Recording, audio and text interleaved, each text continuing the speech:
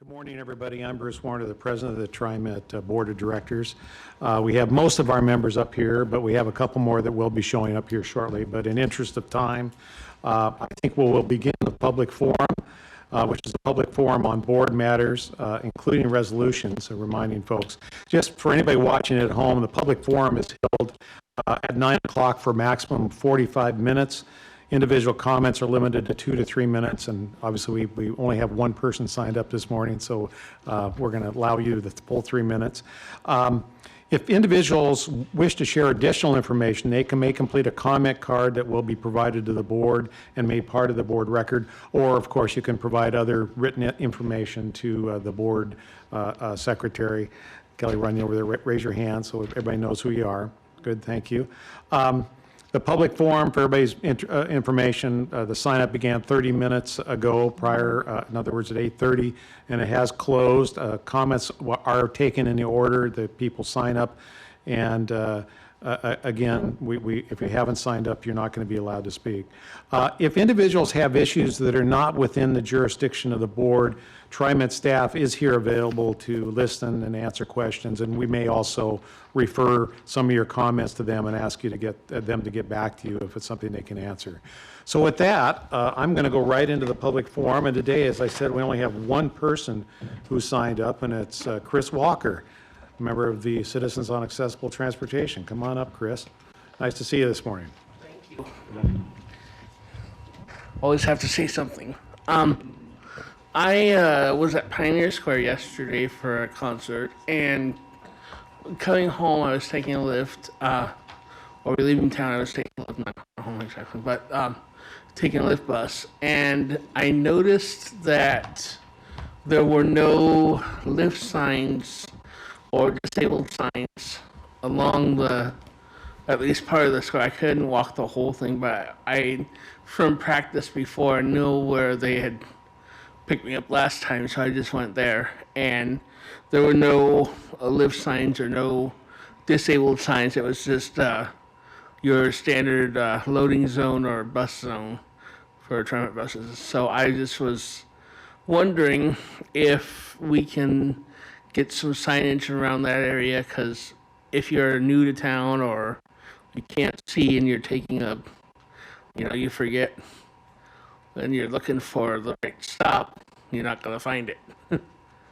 So that's my thought. That's a good comment. Maybe do we sign specific pickup areas for the lift, or is it more flexible? It's obviously more flexible, but we do try to establish areas along the Portland Transit Mall because of the restricted operations, the busy operations, I should say, of the different modes together. So that's where we typically do try to organize the spots. So you can take a look and make We sure will the take a signs look are at there. that. All right. Thanks. Thank you, Chris. Appreciate you. your comments this morning. So that's all I had for the public forum. So with that, I'm going to close the public forum, and I'm going to call the regular business meeting of the TriMet Board of Directors for August 13th, 2014 to order. With that, I'm going to go right to the board reports. Dr. Bethel, are you prepared to give the report on the Committee on Accessible Transportation? I believe so. Good All right. morning, Good Mr. morning. President, and good morning to all board. I think you already have a copy of the CAT highlight from the July meeting inside of your board packet. And since you've had an opportunity to see that, there's really nothing else that we have to report at this time, but we'll be happy to entertain any questions. CAT continues to work on issues around disability and accessibility, as you heard Chris Walker testify this morning. Many of them are our eyes and ears out on the streets, looking at things that affect and how we can improve our service to those with accessibility issues, and we're thankful to that committee. Good. Is there questions then of Director Bethel by the board?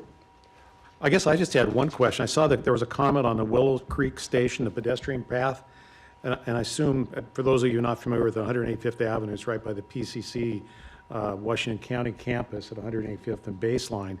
And my remembrance is the pathway goes right down to Baseline Road, and then there's an unmarked crossing where everybody goes across the road. Is that the safety issue people are talking about? That's the issue. Okay.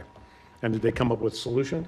Well, no, they didn't come up with a solution, but TriMet staff that was there is certainly taking a look into it as they were at that particular time. We do hope that a satisfactory resolution will be reached soon that will help with that path and safety. All right, thank you very much. I appreciate that. That's a good one. It's been an issue, I think, for a while, so I'm glad to see it on the being discussed.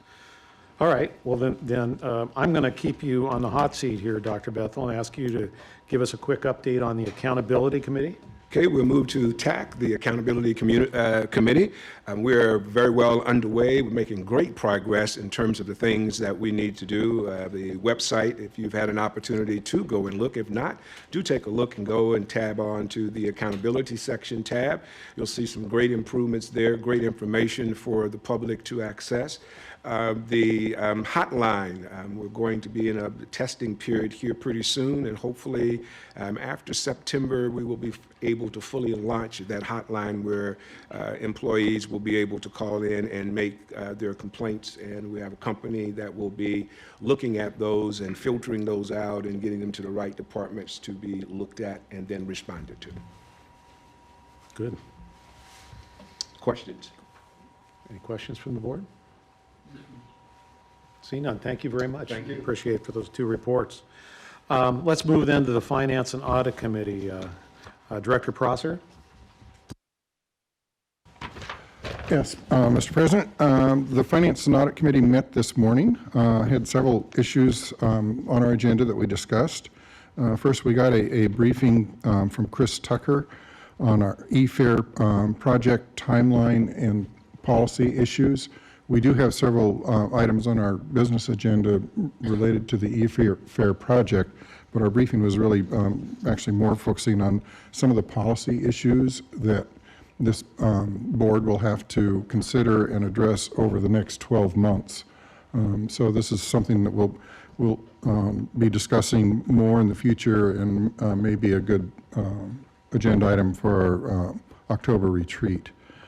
Then we received a briefing from Dan Blocker on the status of Portland-Milwaukee light rail funding. Bottom line, everything's looking good. Projects online continuing to look like it may come in slightly under budget. So we're happy about that, and we're on schedule for receiving the balance of local share contribution and the federal funds. Dave Oxeary gave us an update on union pension actuarial assumptions. We'll be getting a full briefing here at the board in a few minutes. And then we did talk about, had a briefing on compressed natural gas buses. TriMet has applied for and just received award notice of a grant to help convert the Merlot garage to compressed natural gas. However, we're still in the kind of feasibility analysis stage, so staff is looking at that. Not sure whether this will be something that we want to go forward with or not. Really looks depend on how numbers work out, but staff is working on that. And if we do have, and if we do decide to go forward, we do have a grant award of 1.1 million or 1.2 million against a total project cost of about 10 million. So that's pretty much what we covered. So, any questions? I see no questions. Thank you very much, Director Prosser. I appreciate it. And then not on the agenda, it was an oversight not to have it on the agenda. We'd like to have Director Zaragoza give us a report on the Transit Equity Advisory Committee meeting. Yes. Our last meeting was in June, but at that point, the advisory committee had some recommendations for the general manager, and you all have the letters or the letter from Chair Catherine Chiarlo in your packet. But what the recommendations were to add lines 71 and 20 to the frequent service network, as well as invest in the frequent service networks on weekends. Especially service on weekends will benefit the high number of transit-dependent riders who rely on TriMet for weekend travel other than employment. So it was a great discussion, and again, if maybe you have, but if you would read the letter that was sent, that will give you a little more information regarding the recommendations. Our next meeting is in September. Oh, it's in there. Thank you. They saw me looking for the report, so thank you. Good. Is there questions then of Director Zaragoza? Seeing no questions, thank you for taking that committee on, and look forward to the report from the next meeting, too. It's a very active committee. Great. Pleased to hear that. Pleased to hear that. Okay, well, that concludes our board reports. I'm going to move right into the general manager's reports and updates. Mr. General Manager. Mr. Board President, members of the board, good morning. I did want to first update you a little bit on the Lloyd District construction activity that we have underway. And again, apologize to our riders for the inconvenience of the shuttle bus. And I would very honestly say we got off to a pretty bumpy start on Monday morning in terms of that operation and really serving our customers in the manner that we fully want to and expect. Nonetheless, this is a really important piece of the max renewal program that we have talked about with you a number of times and is included in the budget and our capital programs moving forward. I did want to bring Shelley Lomax up to give us a little update on where we are with all of that. So, Shelley? Good morning, Mr. President, members of the board. I'm happy to be here and talk about a much improved bus bridge operation. As Neil mentioned, on Monday morning, we began our service in a bus bridge operation where the line was severed at Lloyd Center, and we were using up to 20 shuttle buses a day to move passengers between the Lloyd Center station and the Rose Quarter. The initial service plan called for all of our lines to remain as intact as possible, so blue, green, and red would all be traveling into that same single track switch point at the Lloyd Center. The plan originally was developed with a lot of input from internal stakeholders, including very seasoned service planners, seasoned schedule writers, internal stakeholders, and the goal is the pinnacle of our goals, which is to be able to move our passengers with the least amount of service disruption. We knew the plan was ambitious, but it was believed to be achievable. It allowed for a 4-minute turnaround at a challenging crossover with a little bit more involved turn-back operation. But again, on paper, it worked, and the team wanted to do everything they could to have minimal disruption to our customers. Based on the knowledge and experience of those involved, it was determined we would proceed with that plan, and so we set forth to execute that. On Monday morning, it quickly became apparent that the turnaround operation was going to take longer than the 4 minutes that was allotted. In fact, it was taking closer to anywhere from 4 to 6 minutes. When you have the number of trains we had scheduled to go through there on a single track operation, it isn't good math. It doesn't take much mathematical skill to figure out you physically cannot achieve what you've set out to achieve. By noon, even though the Transportation Division had made a number of in-the-field modifications to our service delivery, including streamlining our time through the switch points, it was clear there was no way that we would proceed this direction for the remainder of the week. So we did what we do best. We rolled up our sleeves, we threw the service plan in the trash, and got around a war room table and figured out how to rewrite the entire thing. We spent the entire evening and into that morning writing all new schedules for every single operator who had already signed work and had plans on what they were supposed to do for each day that week. We made phone calls well into the morning, calling each operator and explaining our situation and asking for their partnership and understanding. And without exception, every single one said, look, if it makes it better for the customer, if it makes it better on the alignment, I'm there. Sign me up. I'm in. Our union president, very understanding, and again said, well, thank goodness, you figured out how to make it better. So that was our path. We moved forward, and on Tuesday we executed the new plan, which I'm happy to say is working, knock on wood, it's working beautifully. We were able to maintain 15-minute headways on all lines except red throughout the day. Red, we moved to a 20-minute schedule. By severing red line and having it loop along itself from Gateway to PDX, we were able to reduce the number of trains going through the Lloyd Center area enough that we now have a schedule that we feel confident in and can maintain.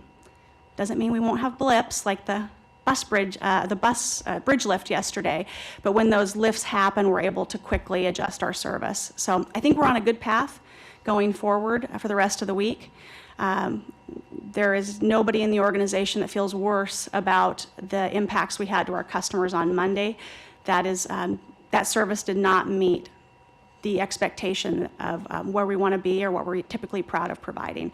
But we feel good about our ability to deliver service the rest of the week. And I'm happy to answer any questions. Please.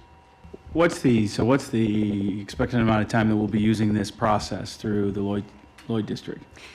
Through the rest of this week, Saturday morning trains we're expected to do our test trains, and the operation is supposed to be returning to normal. So through this week. And it looks like all construction's on schedule. Excellent. Other questions? Just a comment. You did great.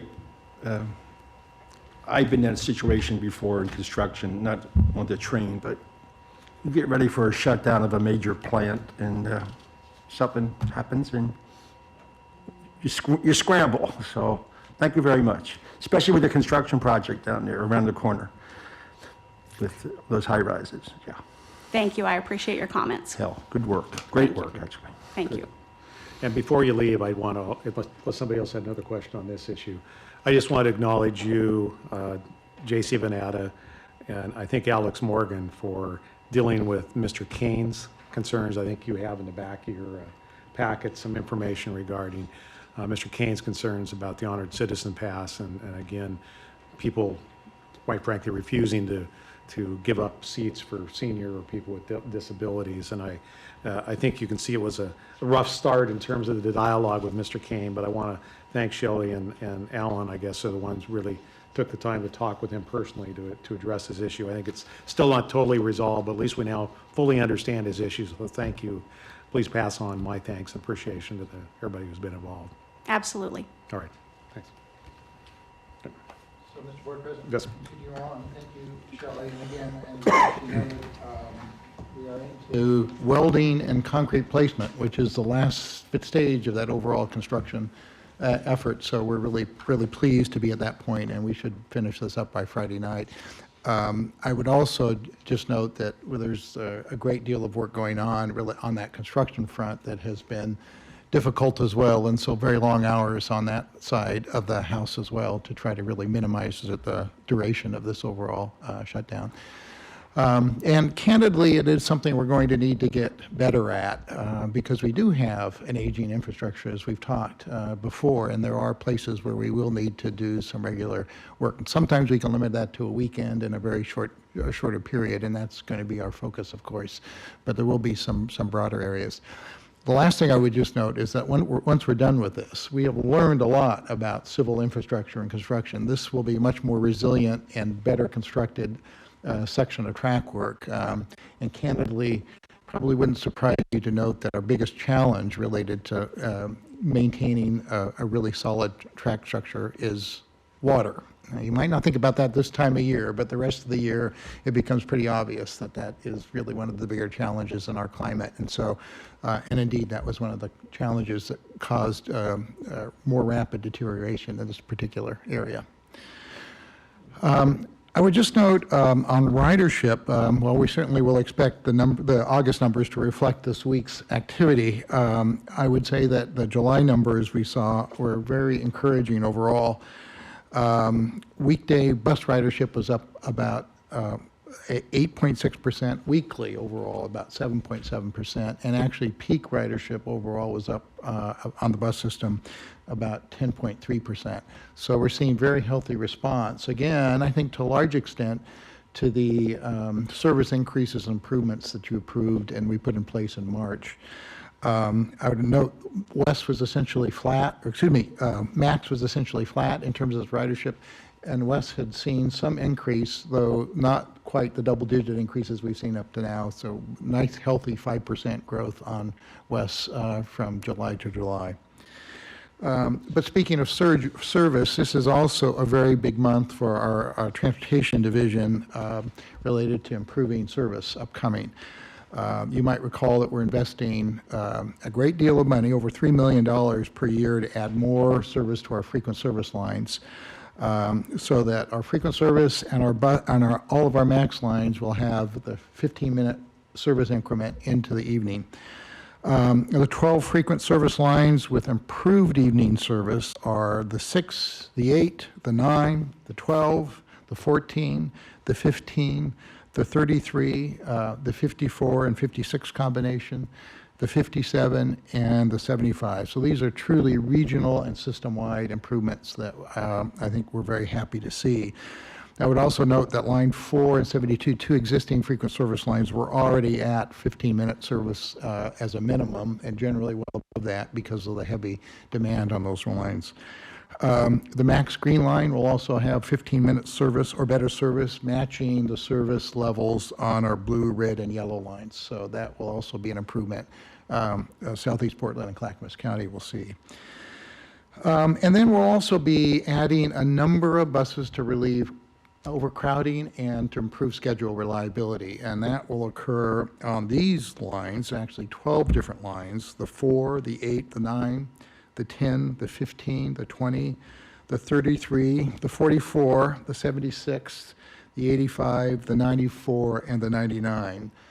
All of that new service starts on Sunday, August 31st. So we're really looking forward to the improved service and the better system operation overall with the service.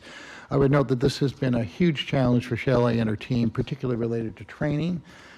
We've had to really up the intake of new employees into our operator training program and really, frankly, increase the size of that pipeline pretty dramatically in order to be able to staff up for these this level of service improvement. So again, my thanks to Shelley and her team for all of that. Any questions on that? Very quickly. And those of you who know me might find this kind of funny. Do the hotels and visitors associations have a link to TriMet? So if they're coming here for a week, they can buy like I say, a weekly pass, or make it easy for them to do it online. Well, we work So really. if I'm sitting in New Jersey and I want to come into Portland, want to get around, I'm downtown, can I do that sitting at the shore? So I think generally the answer is yes, but I would tell you that it is hotel dependent in terms of the level of services that they offer their customer. I think the highest level is at the Doubletree in the Lloyd district, where they, last I was checking, they were actually selling passes and fares and that sort of thing. And at the front desk, they actually have transit tracker information for their customers about when the trains come and all that. So we work really closely with the hotels and with Travel Portland, but again, some focus on that business and want to be really responsive to transit customers. Others it's less important to the business model. So there is some variation in that. Okay, thank you. I'd also just remind you that we have a convention pass program that is run for us by Travel Portland as well. So if you're coming to town for a convention center convention, you'll be offered free ridership, if you will, during that period of time to move from, for example, a hotel downtown to the convention center. So we also offer that that service. Good, thank you. And Director Desmond, you asked, I think, at the last meeting, timeline associated with Title VI analysis that might be required, or would be required as a result of the FTA and follow up on the OPO complaint. So let me step back on that one a little bit and step through sort of where we've been and some of the choices that we have associated with where we're going on this. You might remember mid-July, FTA issued a decision on the OPO complaint, and again, remember that they alleged a Title VI of the Civil Rights Act of 1964 violation because of the lack of a Title VI proper analysis associated with the transfer change that was put into place some time ago related to 2-hour transfers and the printed tickets that was associated with that. And you also recall that FTA dismissed that complaint really on two grounds. One is that the OPO complaint wasn't timely, but the other was that the state of FTA regulation at the time didn't require that transfer analysis. But they were very clear, FTA was very clear that moving forward, under their new guidelines that have since been issued, that a Title VI analysis would be required for any change in transfer time or fair media. So that's the background to that. And so sort of jumping forward, what does that mean now in terms of the consideration of the ordinance that you have tabled? You might also recall that the FTA offered, indeed, I would say encouraged a great deal of collaboration between TriMet and FTA staff related to the future Title VI analysis. And so we've FTA about this timeline, and one of the key issues is it has to do with the data that we have in hand available to answer the question transfer times, and is the data that we have adequate to the task of really analyzing properly transfer time issues. And might be a bit of a down in the weeds obscure issue, but that's our first step in beginning to work with FTA in developing a revised Title VI analysis. I would also just note that that we are also, as was mentioned from the report on the Finance Committee, moving into an era where we'll be looking at some other fare policy issues that are associated with the electronic fare system. And we have some time to review that and actually have a program underway to do a very thorough Title VI analysis of any changes of policy associated with Title VI. So one of the issues will come is, do we want to think about this as a package, or do we want to take these one at a time? And I think that's the conversation we want to begin to have with the board. And that will be, to some extent, influenced by FTA's call on the data source. Because if we need to supplement the data, there is a wide range of ways to supplement that data.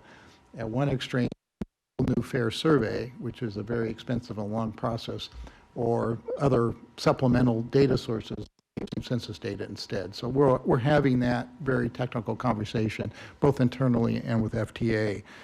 So long and short, I think there's some variation in terms of that timeline of a preparation of a Title VI analysis that would allow you to consider separately the transfer time. But we hope they get some clarity from FTA and be able to report to you, hopefully, within the next month or so. That may be as clear as mud, but I did want to give you a report. We're working on it. Yeah. Oh, Go ahead, please. yeah,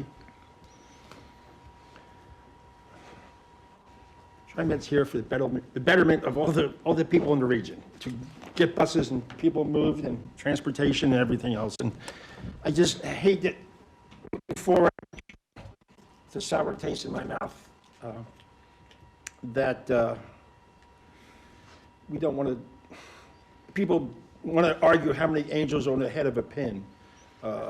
So your information and data hopefully will be recognized by everybody as gospel, and when you talk with FTA, we can get a deal done. Thank you. I guess, obviously, this is a very important issue. I just want to get on the record that, you know, we obviously tabled the transfer time issue, and we don't want to leave our, you know, Opal, that request out there, you know, and forever. But I think the dialogue about some of the things we heard about this morning in terms of policy issues, in terms of fares that confront the agency, it may be advantageous to actually think about those before we move forward. So I think one of the things we talked about is maybe in our retreat, which is October 1st, if I remember right, that we have this dialogue and we talk about whether we want to do, just move forward alone with the Opal request, or look at some of the other things and tie them together in terms of an overall equity analysis. And so I don't have a preference right at the moment. I just want to be mindful of their request and the need to get closure on that. But I also want to do it smartly and do it make sure we don't have to have many equity analysis done if indeed we need to do ones on the other things that they're going to be contemplated in the near future. And I think there's I think, a pretty robust discussion we can have, and I'm hoping maybe that's something, dialogue we can have the 1st of October as one of our agenda items on the retreat. I don't know whether that makes sense. Travis, I think you were one that also felt to say we needed to get some closure on this one, so do you have any other thoughts or comments? Well, I think this has been quite the process, and I think in regards to, FTA giving their ruling and then effectively, changing the path of this going forward, I think is something that we really have to weigh heavily. But, we have, we've had, some significant stakeholders who've engaged us and asked us to go through this process, and there have been some things that have slowed this down. But at the end of the day, I really think it's our stakeholders and riders that really, do benefit from this. So from my perspective, I would really encourage us to take a hard look at some of the things that may have some impacts, but not take, an exorbitant amount of time as we process the data and information. Anything else from the board on that one? Thank you. I just want to get that on the record. Thank you. Appreciate that. If it's okay, what I'd like to do, Mr. Board President, is move to the quarterly finance report. And I have a particular introduction that I wanted to do before we got to that. As you may know, this is Dave Uxier's second swan song as a CFO of TriMet, doing a quarterly finance report. But I have the pleasure of actually introducing to you Dee Brookshire, who's our new CFO. I can't ask her to come to the podium because she's actually not on the payroll yet. She actually starts on Monday, but I wanted to introduce you to Dee. We're very pleased to have her on board, very excited to have her on board. She comes to us most recently from the Sacramento Regional Transit District, so great deal of transit and FTA experience. She served as the CFO in Sacramento for the past 7 years, but she brings with that over 20 years of experience in public agency and private sector finance, including lots of issues, lots of experience with debt restructuring and bond issuance and all of that sort of thing for public agencies. She's been involved in labor negotiations, and so she brings a great deal of experience that we're very anxious to tap and put to work here starting on Monday. So again, thank you, Dee, for being here. So at this point then, I'd like to turn to Dave for one last quarterly finance report. I know this is always the highlight of your board meetings, so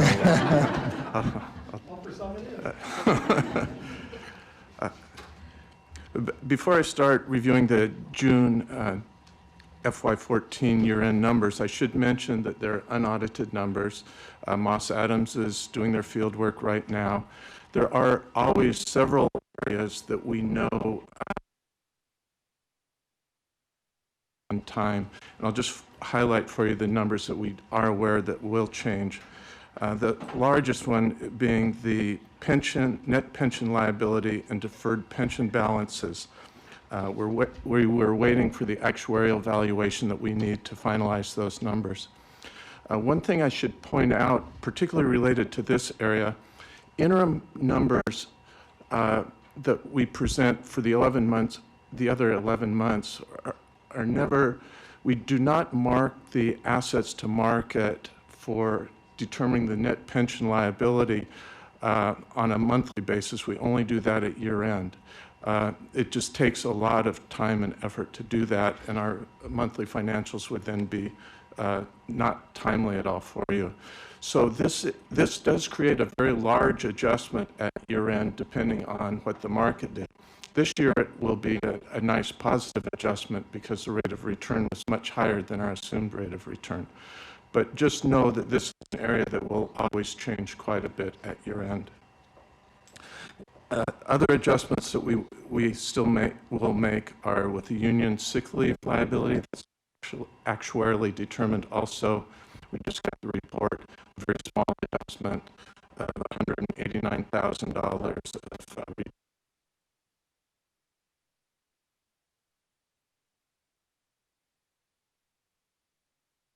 before we close the books with Moss Adams is the payroll tax receipts. We don't expect any material adjustment at all in this regard, but there may be a small adjustment. And we do not expect any other adjustments. But for year-end now, for FY14, first wanted to look at the three major operating revenue categories.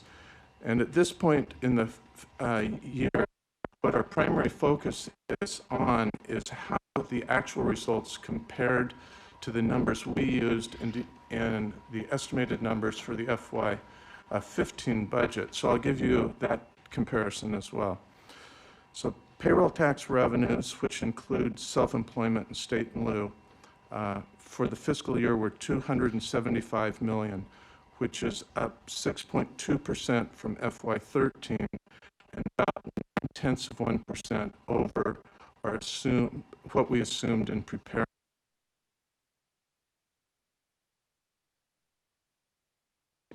Roughly $1.4 million over our budget. Passenger revenue, though, was at $115 million for the fiscal year, which is up 1.9% from last fiscal year, but 1.3% below what we had assumed in preparing the FY15 budget.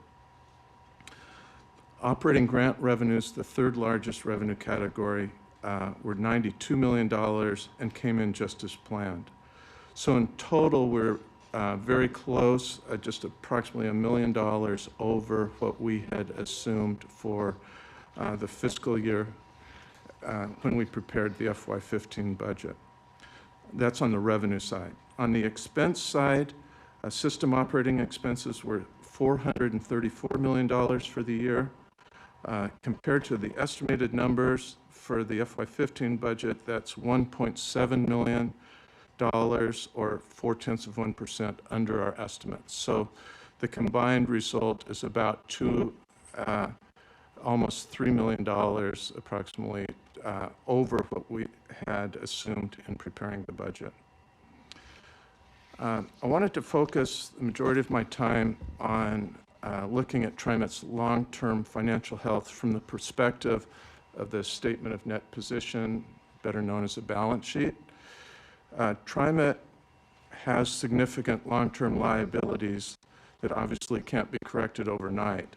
However, important steps were taken during this past fiscal year that moved these liabilities toward sustainability. And I wanted to talk about those three long-term liabilities. So I'm going to talk about debt, pensions, and OPEB.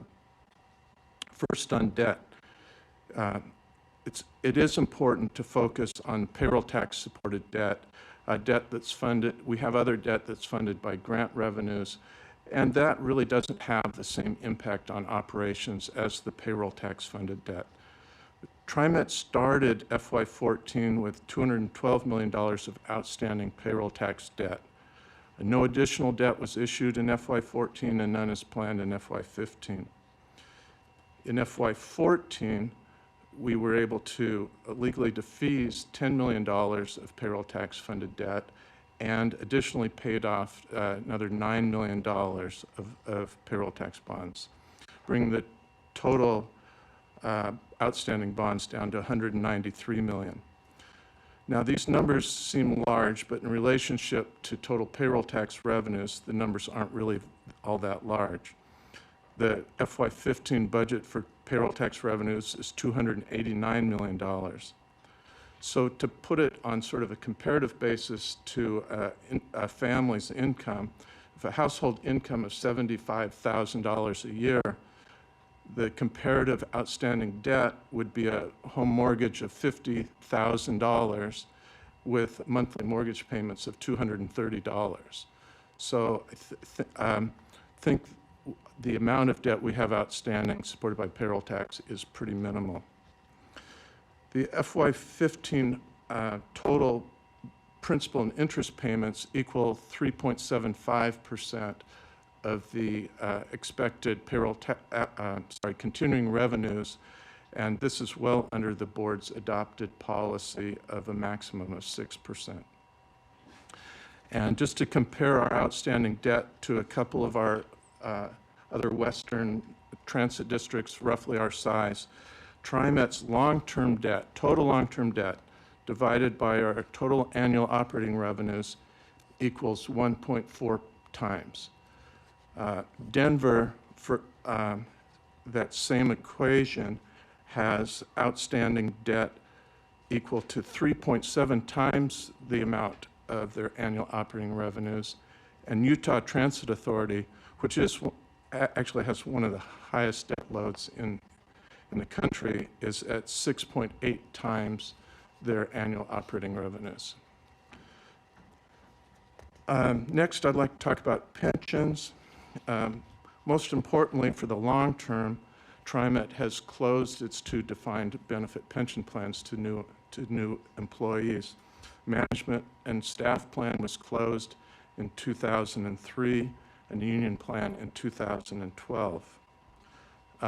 Last week, Neil shared with you an article from the New York Times about the pension problems that New York City faces, and I appreciate JC planting this story in the New York Times for me.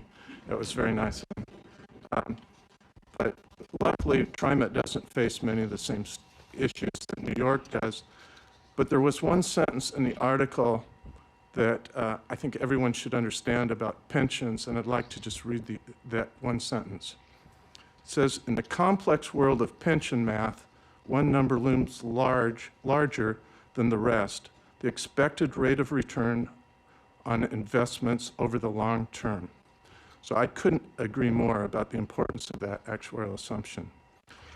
The lower your expected rate of return, the larger your accounting liability, your unfunded pension liability.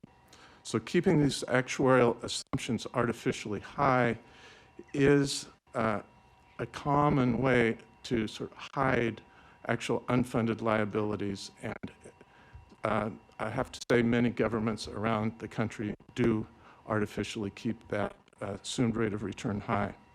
That's at least my opinion.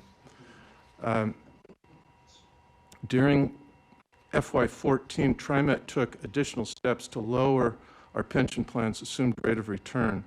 The management and staff plan assumed rate of return was lowered from 7% to 6.5%.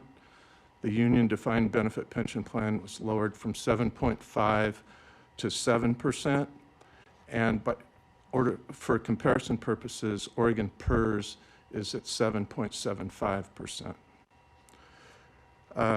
Additionally, the actions the TriMet board took in adopting the pension funding plans have been helpful, and the increased funding coming from the pension plan and the strong returns that we've had now for the last 2 years have significantly reduced our actuarial liability. I've included a one-page summary sort of where we stand with pension funding in your packets, and just wanted to highlight just a couple of numbers. Would you give me a second to catch up? Sure. I can make my own copies off my email and Okay. Thank you. Pardon me. Thanks, Dave. So, and I did fail to mention that these numbers are all in millions, so just if you could make a little, yeah. The key number here that I want to flag for you is the net. So that what we're showing here is the total pension liability and the market value of plan assets. Now, the pension liability, again, is the present value of all expected future obligations minus the market value of assets. And so this net pension obligation is the number that will now, starting with GASB 68, appear on our balance sheet. So you can see with the management and staff plan that outstanding pension obligation was $31 million at the end of last fiscal year, and is now down to $16.6 million. The union plan was $209 million and is now down to $170 million. And that's coupled with more conservative actuarial assumptions that actually increase the total pension liability, not because benefits were any greater, but using a lower discount rate. just jumping down to the actual rates of return, you can see we've obviously been helped a lot by strong rates of return, 13% and 15% for the last 2 years in the management plan, and 14 and 17% for the union plan. So our funded ratios now, jumping back up, we're at 87% for the management and staff plan and 73% for the union plan. So very big improvements from where we were just 2 years ago. I would make one caution in these numbers because we're comparing against the market value of pension assets. You know, bull markets are coming, I can promise you that, and when they do come, the market value of assets will decrease. So the funded ratio can and will come down based on market cycles. So just want to be prepared for that. The last thing I wanted to mention was OPEB, and if you think calculating pension liabilities is difficult, calculating OPEB liabilities is much worse, much harder. But again, the discount rate used in present valuing those future obligations is a key actuarial assumption. And again, here, during this last year, we've lowered the discount rate from 4.5% to 3.75%, which just by using that lower discount rate, it did increase our unfunded liability by $98 million to move it from $852 million to $950 million.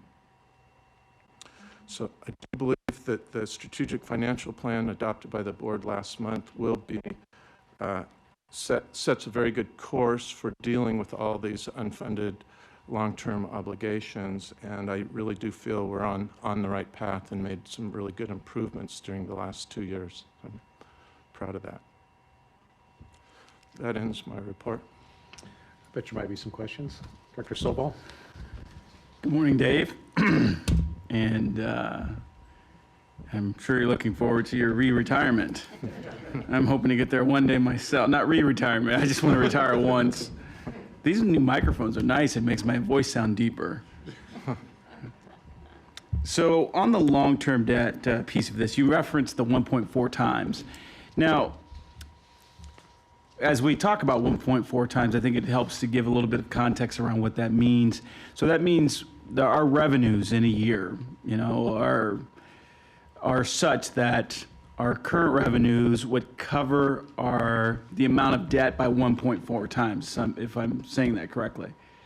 No, here I was comparing the total outstanding principal Correct. to the annual revenues. So the annual debt service obviously is not near that high because we're just paying interest and some principal.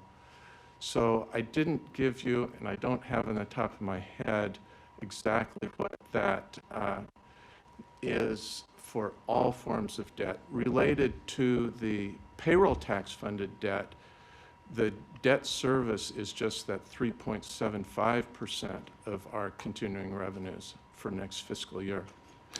Correct, and so we actually said the same thing. I think I may have misused a word in there. So it's just the size of our current long-term debt, the total principal amount, is 1.4 times the amount of our yearly revenue. Correct. So let's say if we were to break this down to a kind of a personal concept, you know, let's say that our mortgage is probably our largest long-term debt item. And if we made, you know, $50,000 a year and we bought a home, that's $100,000, and that's the total mortgage. That would be a 2 if we were to utilize and reference the same concept. Right. So in essence, we're at 1.4. So 1.4 times what we bring in a year, that's the size of our total debt principal. Right. And so you said there was Utah was at 3 point. Denver was at 2 point something. 3.7, and Utah is 6.8. Oh, Utah, 6. Wow. So you may want to come out of retirement to go help them. So No, thank you. So if we look at our total liabilities, this is just trying to put it all in context. If we were to look at our total liabilities and compare it to our yearly revenue, I mean, that number would be, still less than what, 4? It would be 3 point something? Just kind of off the cuff. Well, this is where the OPEB liability, if you include the OPEB and pension liability, boy, this is rough math off the top of my head, but I think you are right that you're probably in that 4 category. You're in the 4 category. So even when you take our total liabilities and place them up against, what we just heard in the 3 and the 6 or 7 type numbers that we're looking at across the country, at least in some that are similar size, I mean, our numbers pale in comparison even when you take our total liabilities. The question, though, is that are we measuring the same types of liabilities and long-term debt that these other agencies are measuring, and is it apples to apples? Not completely. Yeah, I mean, a good portion of our debt, at least, let's see, try to get the amount, about 40% of our outstanding debt is going to be paid from the FFGA receipts for Portland-Milwaukee project. So, there really should never be any call on our operating revenues to have to pay any of that. So, in a lot of ways, our situation is much better. And all the other grant-supported debt has dollar-for-dollar revenue coming in from the region to support that debt service as well. So I didn't spend a lot of time going back and looking at the components of Utah and Denver's debt and try to really understand it. So, but there's a story probably behind every bond issue that I didn't try to peel the onion back. Mm-hmm. Now, just on the piece of the long-term liabilities in regards to the other post-employment benefit liabilities, we still have not reflected the full value of that. That continues to get added to our statement of net position over time. Correct. On the balance sheet. Correct. GASB has issued sorry, I'm blanking out on their term, but a draft position, and they will soon issue a new guidance that will require us, like on pensions, to put the full amount on the face of our balance sheet. I think that will be coming within 2 years. And so what we're looking at here, we're probably looking at another half a billion dollars potentially worth that isn't reflected the number here. I gave you, the 950 million, is the total. Correct. It's not reflected on our balance sheet. Yeah, that's what I'm saying. It's not reflected here. So we're talking, the difference between the 430 million and the 960 million is another half a billion dollars that isn't reflected on the documents that we have in front of us. Correct. Sorry. Yeah. Excellent. Thank you for those answers. Other questions from the board?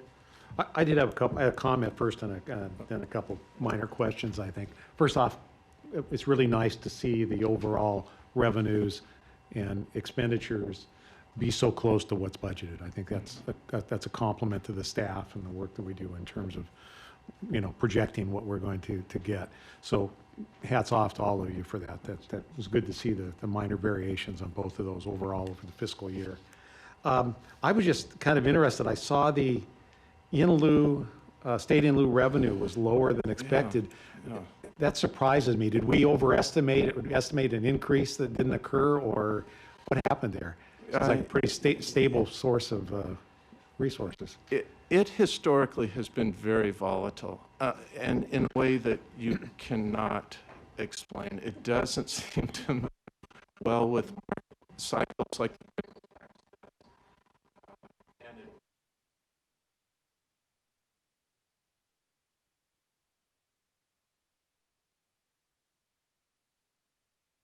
with the change in the economy. Self-employment might move 15%. But it can be down in years when the payroll tax is up. And so it's a really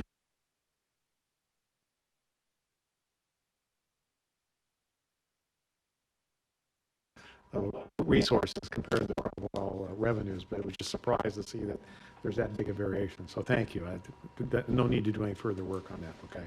And then the other one, I should have asked this in the Finance and Audit Committee, but I was noticing, for the first time I really noticed in the analysis that you've got in your one-pager, that the assumed expected rate of return for the management and the union plans are different. Is there a reason for that? Yes. Okay. Good question. The management plan has been closed for nearly 10 years longer now than the union plan. And as a plan is being closed out, you have a shorter and shorter investment time horizon. And we've, in essence, tried to match the form of the investment portfolio to the shorter time horizon. And so there's less stock, more bonds in that portfolio. And over time, you would expect with the closed union plan, we would also start marching down that assumed rate of return and change the asset mix there as well. Good answer. I appreciate that. Anything further? All right, let's move on, Mr. Schneider. Well, first of all, Mr. President, I would also like to take this chance to publicly thank Dave for his service. He came into us at a point in time when we had some volatile financial issues, and through his good stewardship, I think we've made it through some relatively rough seas. So I particularly wanted to thank Dave for his work and his contribution and for coming back and seeing us through this period. Obviously looking forward to Dee beginning, but again, I wanted to particularly acknowledge the good work of Dave during this interim period. So thank you very much.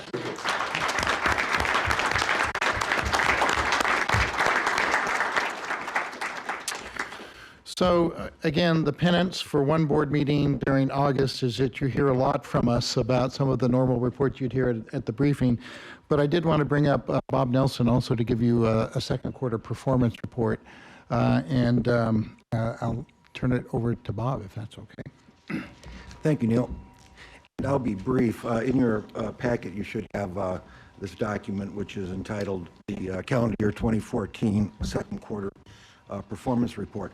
Just by way of context, recall that the General Manager set forth an initiative for operations to focus on the customer through three areas of approach: vehicle and system reliability, service delivery, and operator support. There's a two-page summary. Two-pager. A two-page, but are the graphs and tables behind it? I don't think so. No. Yeah, we just Okay. have this. All right, that's the document I'm going to be referring to. Okay. Okay. So under vehicle and system reliability, we look at preventive maintenance compliance, our miles traveled between mechanical failures of one kind or another, and maintenance attendance. Across the board in our maintenance divisions, our second quarter 2014 performance was better than the second quarter of the prior year, with some significant gains in maintenance of way, preventive maintenance, and fair equipment preventive maintenance. That should help us on improving reliability, and our miles traveled between failures also decreased from the prior year's second quarter. So we're seeing a correlation of more maintenance, better reliability. While maintenance attendance was slightly down from the second quarter of 2013, it was up a full % over the first quarter of this year. And maintenance attendance hovers around 95%, which is, I think, in our industry is a pretty good number. So we're pretty pleased with that. Under service delivery, we look at on-time performance, operator attendance, and boarding rides per revenue hour. Our bus on-time performance in this quarter versus last year was up nicely by 1.1%. While there were slight decreases in Max and West, both Max and West improved in the second quarter of this year versus the first quarter of this year. So they're staying steady. We've instituted a service reliability continuous improvement team. So we have a group of operators, supervisors, schedule writers, managers, transportation managers coming together to look at schedules and how we can improve reliability. And they're making some pretty good progress on that. Transportation employee attendance nicely as well. And that continues to hover around 90 and the 91% range, which is quite good in our industry. Keep in mind that attendance, when we measure attendance, it includes family medical leave.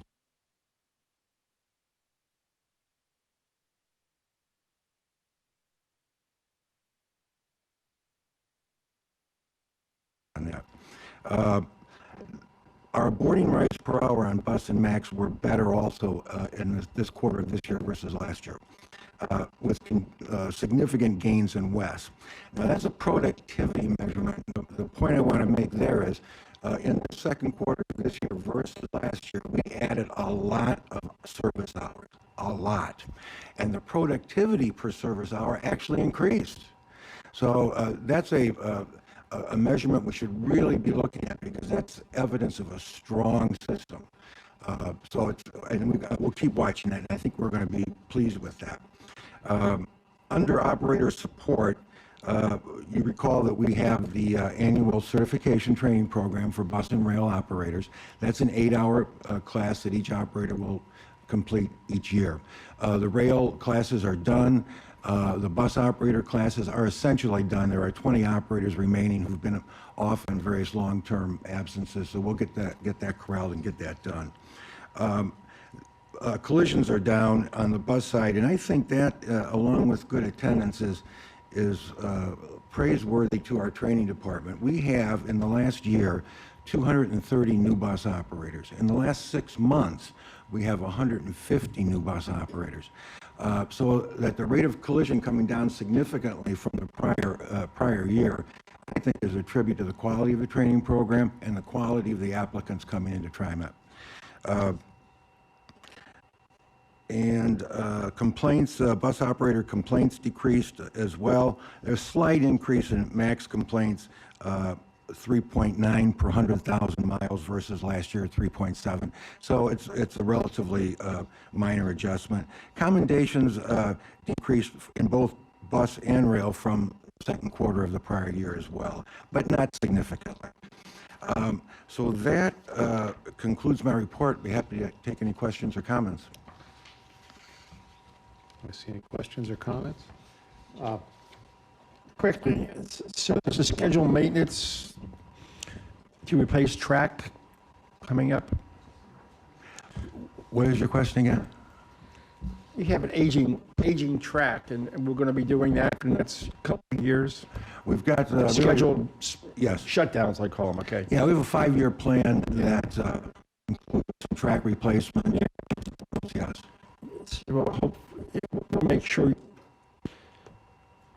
Maintenance is not very sexy. Well, it depends. It's got to be done, and I like it. we want to be sure that you have enough resources to get that done. We have a very good capital plan, Director, and it's well funded out through this 5-year period. Yeah. Okay, good. Thank you. Thank you. Other questions? So you do have a full report, right? This was the summary you just gave us. Yes. And Kelly, if you send that out to us electronically, that'd be great. Thank you. All right. I'd like to call Harry Support for his safety report. Update us on really where we are in our trajectory on improving our safety culture and instituting a much more rigorous safety management system. So, Harry? Good morning, President Warner and board members. I think it's important to think of the update as a chronology of certain events that have taken place over time. And this really actually started back in 2010 when TriMet contracted with K&J Consulting to do a safety review of our transit operations in general. And they made several technical recommendations in that particular area. In 2010, also, General Manager Neil McFarland also convened the Task Force on Safety and Service Excellence. And that was really the start of putting in motion a number of activities that were going to hopefully over time be sustained. And they focused on 4 key areas. One was culture, communications, and engagement. that's engaging our workforce, accountability, and empowerment and support of our efforts as well. In 2010, this really began the start of the beginning of putting together a safety management system, which began to move us from a reactive mode, one to that was sustainable and proactive, and hopefully we will eventually get to an area where we are actually predictive. We can actually look in advance and say, these are the safety risks that are of great concern, and these are the control measures that we must have in place to ensure that our operation is safe and for employees and our customers, and protecting our equipment. With that, it was also important to begin to look at how was the safety department organized, and I then orchestrated a reorganization that focused on really two key areas, actually three key areas.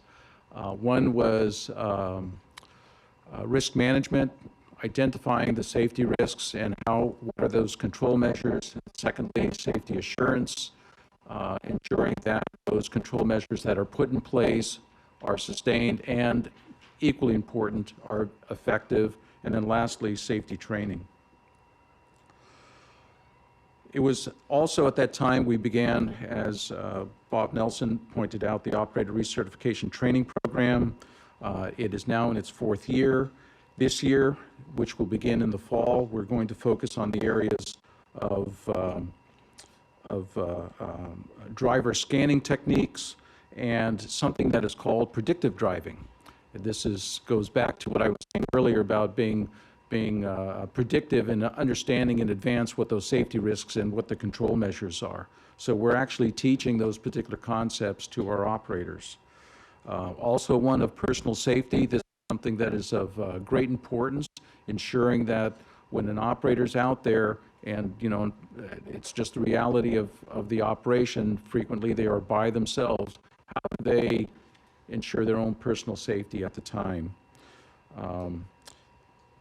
Another key area that we're actually focusing on is also preventing fall injuries. We have a number of slips, trips, and falls, and this is an area that we're focusing on, assisting customers, particularly in those with disabilities, and an SOP review. About this time, we also engaged Washington State University to conduct what I call a safety climate study, and the results of that also helped us understand what were the strengths of our current system, what were the particular barriers that were preventing us from moving forward. And what I find interesting is that the results of that study really pretty much mirror the same results of those of the state audit that was recently conducted. And there are really two principal areas that both found. One was we need to improve communication with our workforce, and secondly, engage our workforce better. Remember, these are the very same findings that went back to the task force as well. So this is a continuing issue that we need to build on and improve on. We've also made a number of improvements in the area of risk analysis. We revised that process so that we understand the safety risks much better. Two is an improvement in understanding how to control those safety risks as well, much better. And then also strengthening our program in safety assurance and in improving that safety auditing process. And looking at, when we do have an incident, how do we analyze those incidents so that there is a continuous improvement. So we haven't ended our safety training. We don't only focus on the operator on the safety training, but we're also focusing on the supervisors. And there we're engaging them so they have a better understanding of the safety management system. We're continuing to improve upon that, which I'll explain just a little bit. And we're focusing principally on hazard identification and incident investigation. We've also made a number of safety improvements over this course of time. They range from making improvements at grade crossings for pedestrian safety to improving the safety of our bus routes. We've already initiated a number of improvements in the bus operator's cab. When you have an opportunity to look at the new LRVs that are coming, and I think you'll have an opportunity to see that this coming spring, you'll see a number of improvements in the operator's cab for the rail operators as well. Our next task is really, there are a number of issues that we're focusing on. One of the primary issues is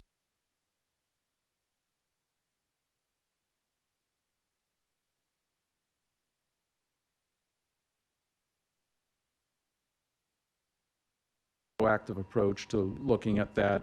And we have created a continuous improvement team, which is made up of maintenance and way workers, as well as operators, controllers, and supervisors. Our focus also has been on the customer and educating them, because it's not just, the effort has to be shared by a number of individuals, and that includes the customer, and we're making a number of improvements in that particular area. I believe it'll be next month to share with you what we're going to be doing with PMLR and educating the customer in that particular area, because it'll be a unique experience for many in the Clackamas County, Milwaukee area. I'd like to end by saying that where we're putting all of this together is through a series of workshops that we are going to be hosting over the course of the year. And that will begin this October for the members of the executive team, which we are going to provide formal on the safety management system itself. We will then begin to move towards the mid-level and managers themselves, and so they have a good understanding of that process.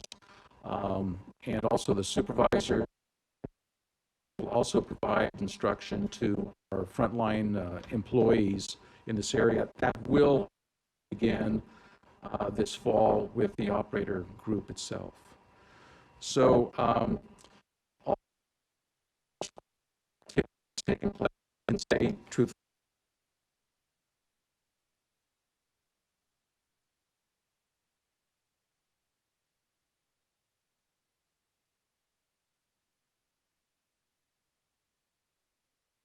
Continues, and it will never end, because the hope is that we continue to make improvements in this area.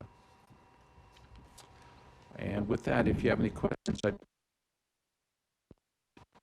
does the board have any comments or questions? This is really impressive, Harry. Thanks.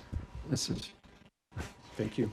you have lots of pieces to put together, personalities and conditions, and it's a lot to hurdle the cats going the right way. I'm really glad that you're getting the executive staff involved in this. And no reflection on executive staff here, but in my other world, that's you get the buy-in from the top down. That's makes things different. Thank you. thank you. Just wanted to get an update on the incident that we had last week and where we are with that potential investigation. And Last week's incident was very unfortunate. It's very tragic, and not only for the family that's affected by the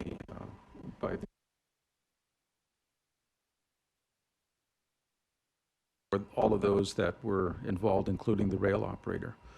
So we've just about concluded our investigation. We will be conducting a formal review next week.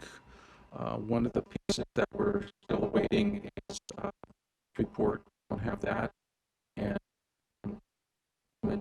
also the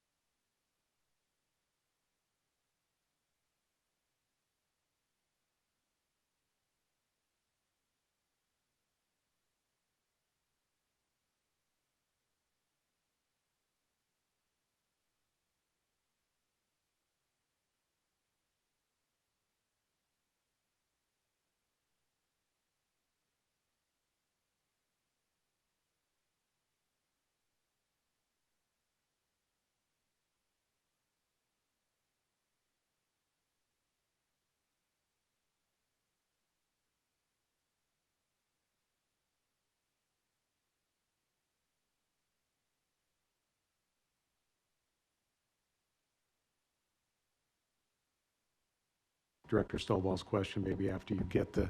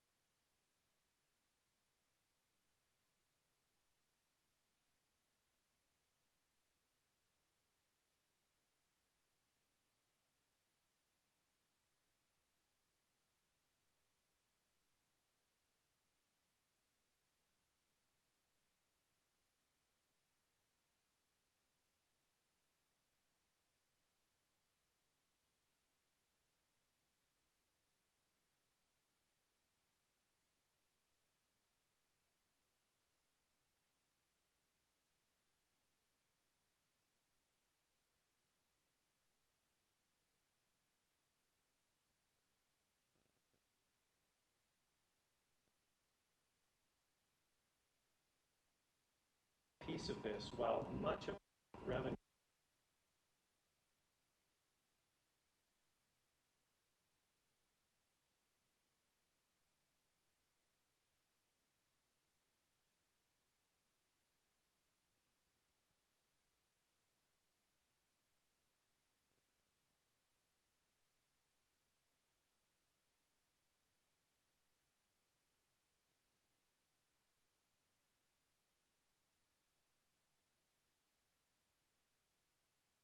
games that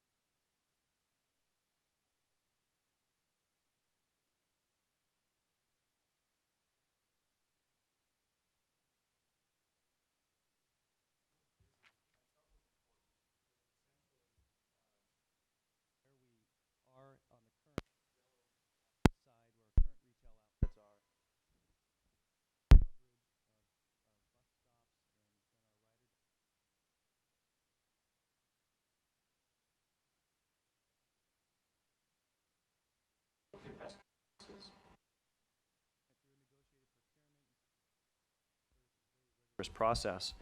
And where it brought us to is a significant increase. So just a few of the numbers, 375% increase in retail stores from where we are today, which really means that there's going to be a store within a third of a mile of where 70% of our regional ridership boards, and that's a pretty significant number. That's up from 45%.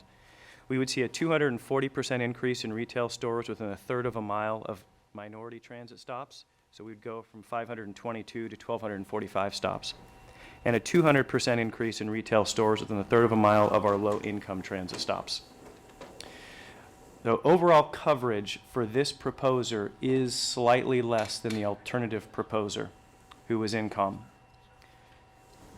Their commission, however, is 2% less. And if that factors in, that's a $400,000 a year less in that expense for us to pay. And we still get the 500 stores. The approach is innovative. It doesn't require equipment, which is regularly how that works for transit around the country, is you put pieces of equipment at the retail stores. This won't require that as it's integrated with the point-of-sale system.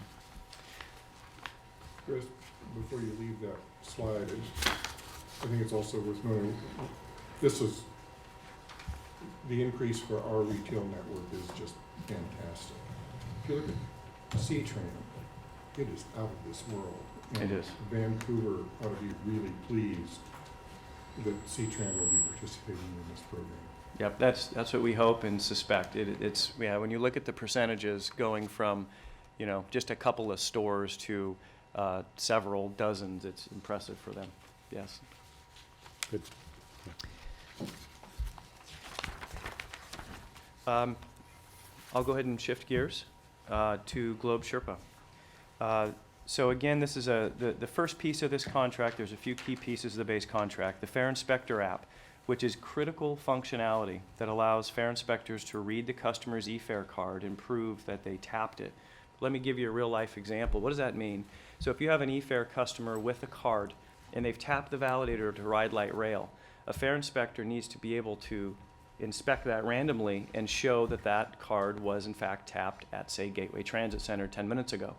The fare inspector will have the smartphone, they will pull up the app, and they will literally hold that smartphone up to the card like that, and it reads it, and it tells them as far as location and timing of the tap.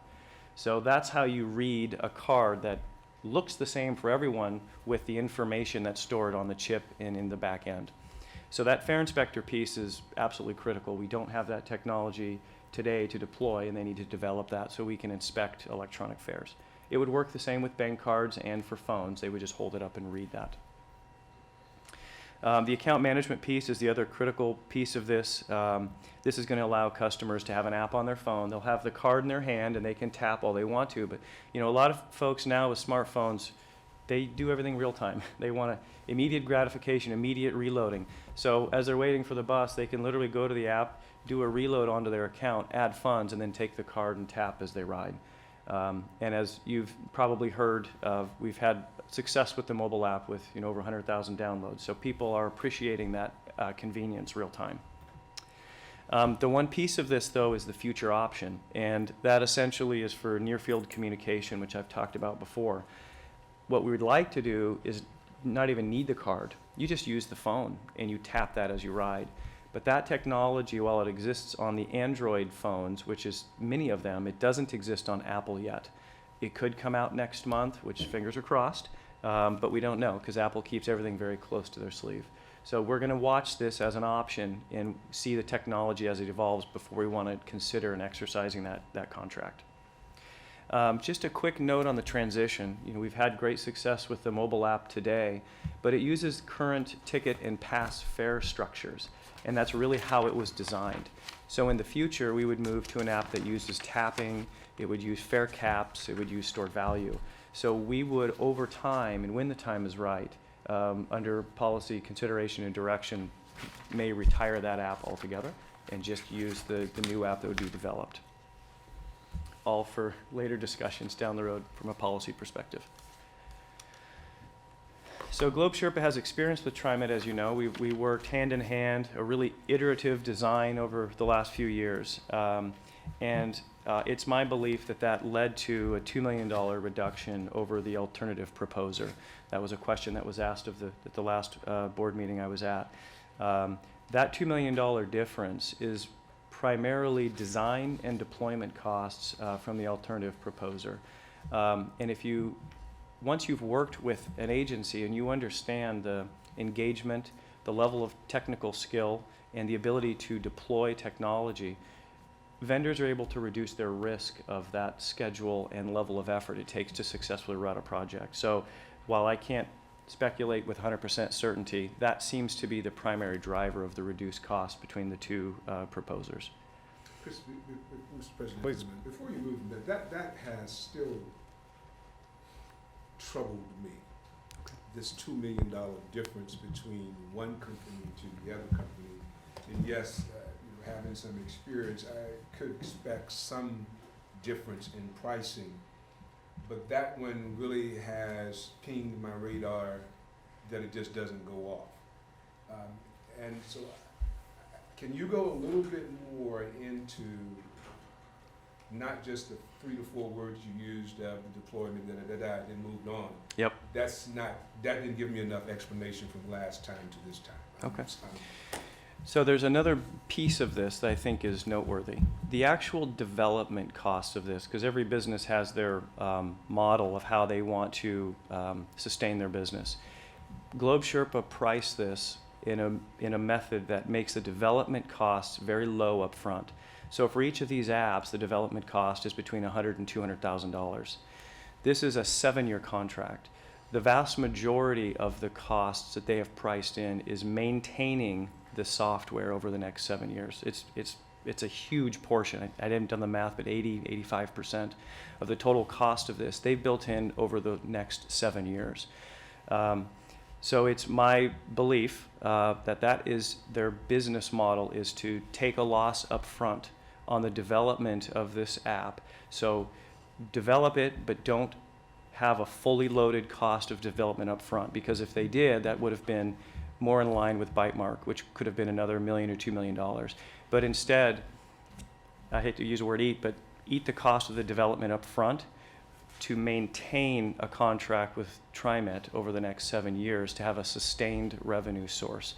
Now, from my perspective, that's a really good thing, because what that does is it gets us the development of the applications at a very low cost, but then we pay for that cost over 7 years, which also means that they are having the revenue and the interest to do incredible maintenance support, because these apps change all the time. There's new operating system updates. So I think that's a big piece of it, is it was really just how they wanted to price it to sustain their revenue long term. So that would be the other piece of it that I could offer. Does that help? Yeah, got a little gleam of light coming through.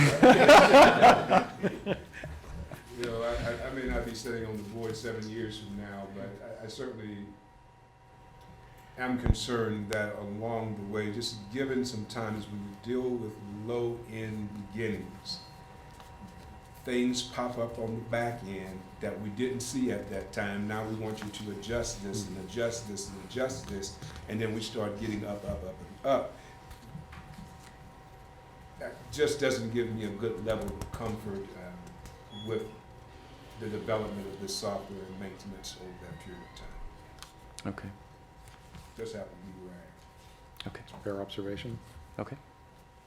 Any other question? Please continue. Okay.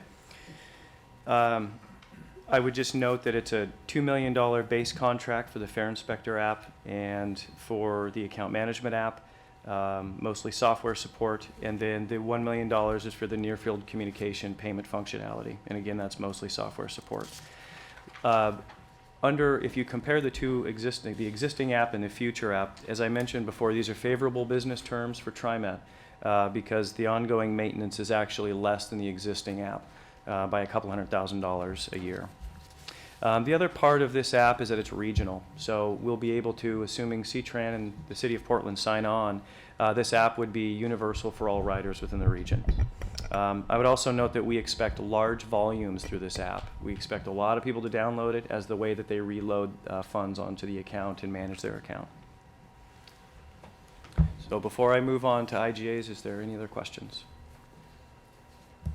Okay, I know we want to keep this going. Streetcar and C-Tran IGAs. Essentially, the key components of this is that TriMet will be the host of these back office systems and servers. They'll be in our data centers. We will do the accounting of these systems and the IT functions and engineering support. I mean, we're the kind of 800-pound gorilla with 90% of the ridership. But we will proportionally share those costs, operating and capital, with these agencies as they decide to sign on. TriMet did offer a 3-year no-interest loan to the city for their capital costs, which is the equipment and engineering, which is about $1.3 million. And then C-Tran would pay TriMet for engineering costs over 24 months. Where this is at today is that it's potentially going to the City Council this month for their consideration and approval. And the C-Tran board is trailing a little behind. It could happen next month. What we'd like to do is wait until those have approved and then come back to you with the final IGAs and ask for your consideration of approval. So the timeline is probably September, but it's possible it could go to October. And just to wrap up on the roadmap, so today is the Ready Credit, Globe Sherpa, and Stacy and Whitback contract authorization.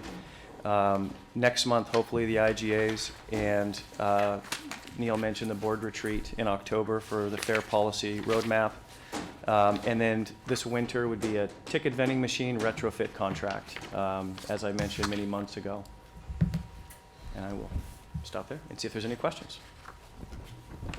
Other questions now? We are going to have some other opportunities with some agenda items to ask some more detailed questions too. Anything else? Thank you. Appreciate it. I think we'll move on. Mr. General Manager, do you have anything else? No, the word you've been waiting for, that concludes my report. Thank you very much for your patience this morning. Thank you. All right, well, let's move on to our consent agenda. For those of you watching, I apologize. We're trying out a new sound system here, and it may be a bit jumbled for you and you're listening to this, but we've got the backup system in place now. So the consent agenda that we have is where we consider items that are routine and may be approved by the board with one blanket motion. However, any board member may remove an item from the consent portion of the agenda for discussion or questions by requesting such action prior to consideration of the consent agenda. We have 2 items on our consent agenda this morning. First is approval of our minutes from our July 23rd, 2014 meeting, and then a resolution 14-08-41, which is authorizing a contract with Electrical Construction Company and O'Neill Electric for on-call electrical, general electrical services and limited energy electrical systems for closed-circuit television equipment and communications equipment installation. So with those 2 agenda items, or any member, any item on the agenda that any member of the board would like to be removed from the agenda for consideration? Yeah, I think I have to recuse myself, because my organization represents the workers for those 2 contractors. Okay, I guess you can do that. I'm not, just so you know, I'm not sure either. understand why it actually, you're not, I don't think you're receiving any benefit, but other than your organization, I guess, does. I mean, if it's not, it's not, but I just want to be clear and That's fine. transparent. That's fine. The advice, Liz advises you should just do it comfortable. So if Yes. you wish to abstain, that would be just fine. Okay. So you're not suggesting an item be removed from the consent agenda? No, You're just I'm- suggesting that you will not vote on that, you'll abstain from that item? Yes. Okay, thank you. Any other board members like to have an item removed? Seeing none, do I have a motion to approve the consent agenda as presented? Move to approve. Second. Have a motion and a second. Any further discussion? All right, all those in favor then of the motion to approve the consent agenda, please signify by saying aye. Aye. Any opposed? Any abstentions? Yeah, me. Yes. Very good. Okay, so the item has moved forward and been approved with one abstention, essentially because of potential conflict. Thank you for bringing that to our attention. All right, so on to our resolutions. We have three. The first resolution is Resolution 14-08-42, which is authorizing a contract with Ready Credit Corporation for e-fare system retail network services. Mr. General Manager. Mr. Board President, members of the board, speaking of the electronic fare system, this is the first of the three items ahead of you on the agenda today. This is a really important element, as Chris noted earlier, in the overall electronic fare conversion, and it actually does do a great deal of additional benefit offer a great deal of benefit to our riders by actually dramatically increasing the number of stores that electronic fares can be purchased. And again, the key elements are, this is just a debit card, like those that you see hanging by the check stand that might be for iTunes or anything else. It's that same technology that is part of our life these days. And again, the actual application of fares on that card can be done right at the point of sale device. So for example, while customers may purchase a fare at Safeway right now, they need to go to the customer service counter where there is special equipment and there's special accounting of all the fare mechanisms. This will now be truly one-stop shopping for the customers, that they can, while they're buying and meeting other weekly needs, they can also load the fare system. So again, this was a competitive proposal. We did have other alternate proposals here. The particular benefit from Ready Credit's proposal, one is the number of increase of outlets, but also related to the commission price, which is very competitive and actually I think a great advantage to us as we move forward. So with that, Chris or I would be happy to answer any questions you might have on this. We might have a few questions or questions by the board on this agenda item. Mr. President, the one thing that I've noticed on, not only on this particular, what do you call these things? This contract? This contract and the other that's before us, there is not the comparative chart that lists all of the bidders and what was criteria, for selection. They got this point, that point, that point, and came to a total. So I don't have that type of comparison for these two. I'm going to hope that that was just an oversight, but it kind of presents to me another picture, and I don't want to go into that one. So I think the only reason it wasn't done is that there are relatively few criteria associated with this, and the written document attempted to go through the scores and the evaluations, perhaps not to the level of detail that you're asking at. We can certainly add that in the future. Again, one of the key decision criteria here was the commission level. That was really the deciding criteria that came to Ready Credit's advantage in this case. And again, NCOM's commission proposal, as noted and under evaluation, was 7.5%. That's compared to 5.65% for Ready Credit. If you can imagine that over 7 years and all the fare sales, that's a whole lot of money in terms of savings to TriMet. So again, I think that was the fundamental difference between the two proposals and really where the decision was swung. I hope that's, and we can certainly add that more definitive table that you see on the last of those criteria, last of those resolutions, if that's helpful. I certainly would appreciate that when having to go through the contracts, because it's there. I can look at one company and then follow along through that, even though I see it is here. Just a preference, much easier, and it's been a consistent form that has come through, and now all of us, I'm going back to the last comic standing and going through some changes of transitions. But I would appreciate that in the future contracts. Good comment. Thank you. Appreciate that. Thank you. That's a very good comment. Other comments, questions? This is just a technical question, and for myself, in terms of the commission charge, my assumption is that either one of these folks have agreements with all of the vendors in terms of sharing or however to entice them to be part of this network. Is that the way the model works? I'd have to ask Chris for a little detail on that.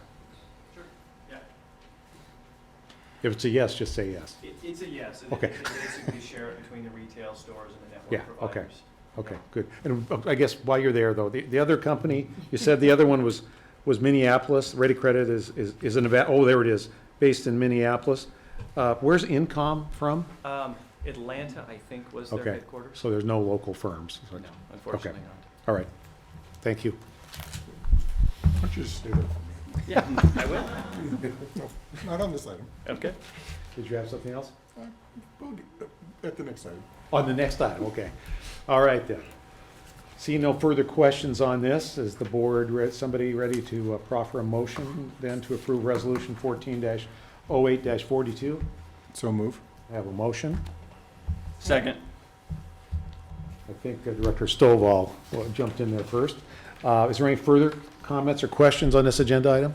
Okay, then I'll call the question. All those in favor of the motion to approve Resolution 14-08-42, please signify by saying aye. Aye. Any opposed? Any abstentions? Seeing none, the motion is approved unanimously. Thank you. All right, let's move on then to Resolution 14-08-43, which is authorizing a contract with Globe Sherpa, Inc., and a modification to a contract with Innovations in Transportation, Inc. for development of an additional mobile payment application for the e-fare system. Mr. General Manager. So, Mr. Board President, members of the board, as Chris noted, we've had a partnership with Globe Sherpa now for some time, which has been very successful in terms of the mobile app and ticketing system that we have. Indeed, as Chris noted, over 100,000 downloads of that application within this market area have occurred. And when we look at the number of tickets, 1.5 million is the number in your report. So we have had a very successful partnership and relationship with Globe Sherpa. And so in terms of then moving that forward, we have the same desire for mobile apps associated with the electronic fare system. And so in that regard, we have a contract, as you know, within it. And that contract then actually calls for that functionality to be developed. And the question is, how do we do that? And there were a couple of different partners in the industry that are available to that.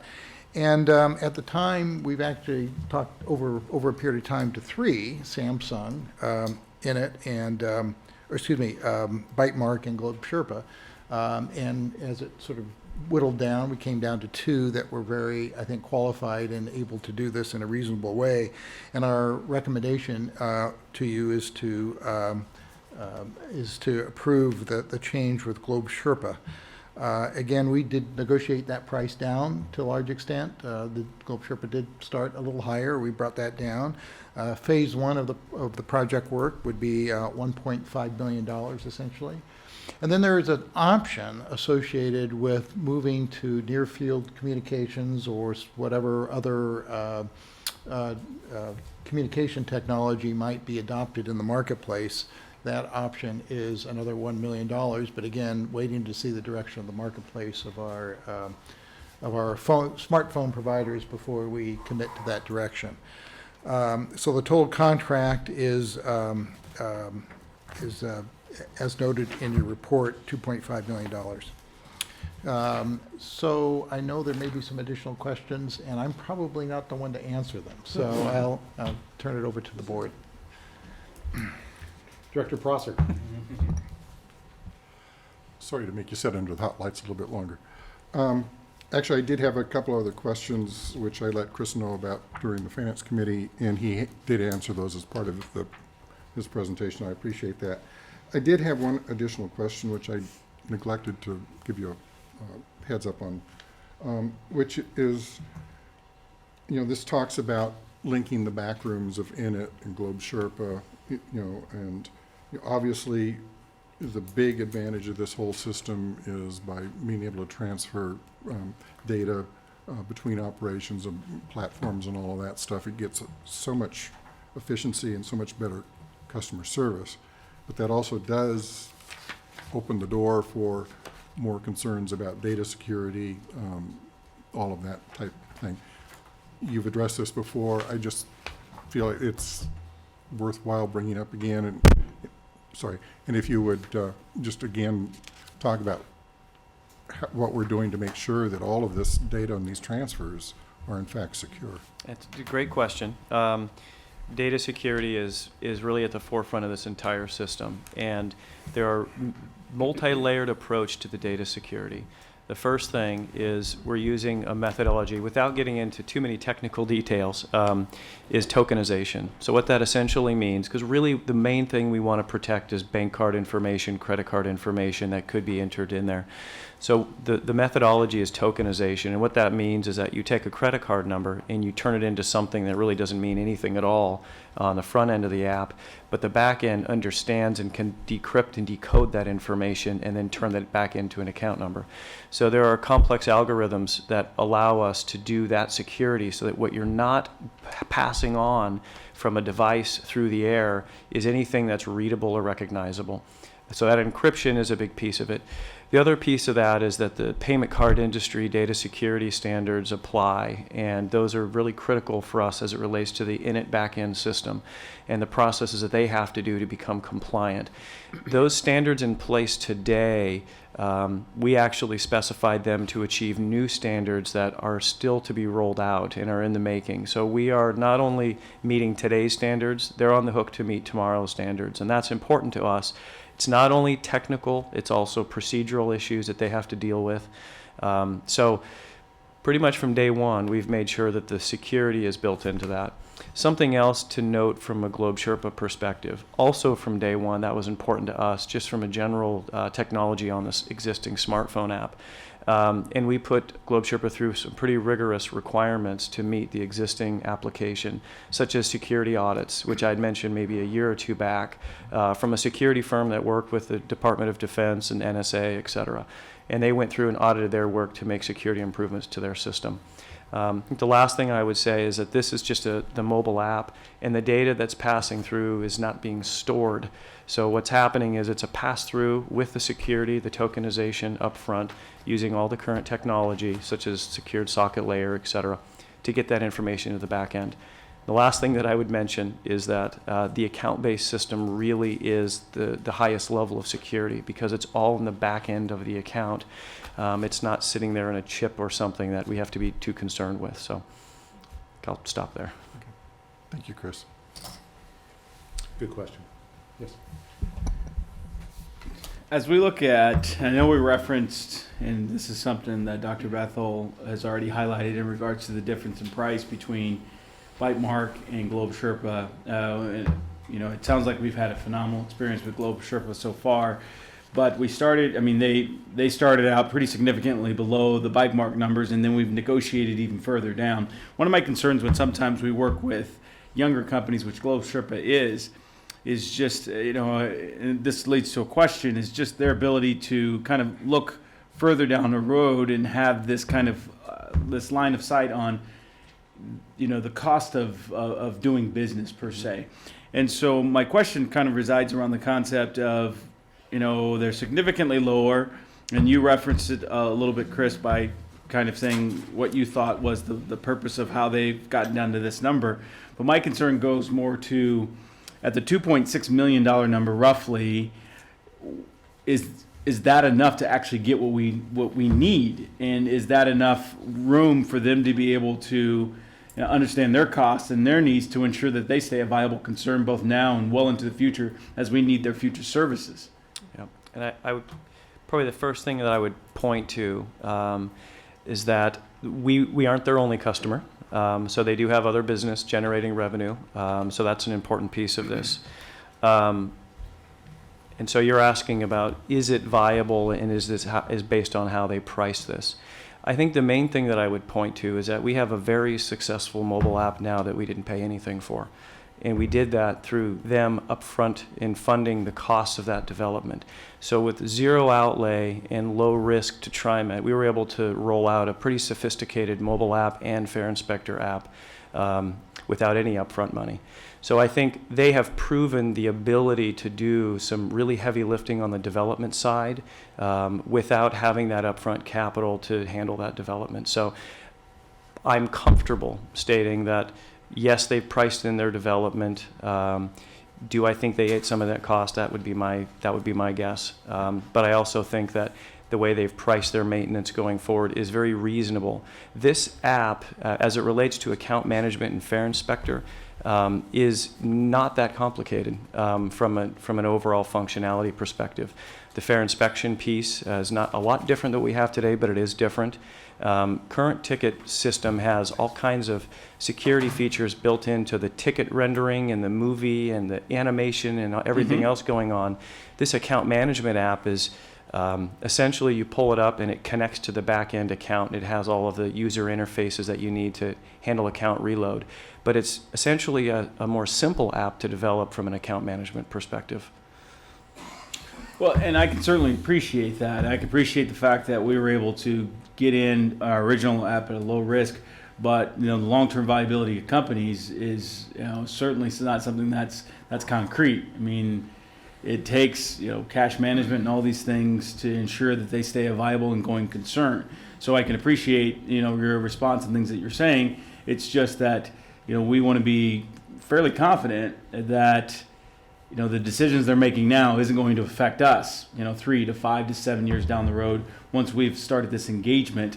And we want to make sure that what we're doing isn't even putting additional pressure on them, because we know what the value, we want to create great value for our stakeholders, our riders, and the folks that contribute to our system. But we also want to be, part of that is our responsibility to ensure that we're looking kind of further down the road to ensure that we've got a partner in this development that will be a sustainable concern. So it's not really a question or a comment of saying we've got to go do something. It's just more of an awareness to say that we've got it's good to be cognizant of what potentially can happen down the road and ensuring that we've got our eye towards that.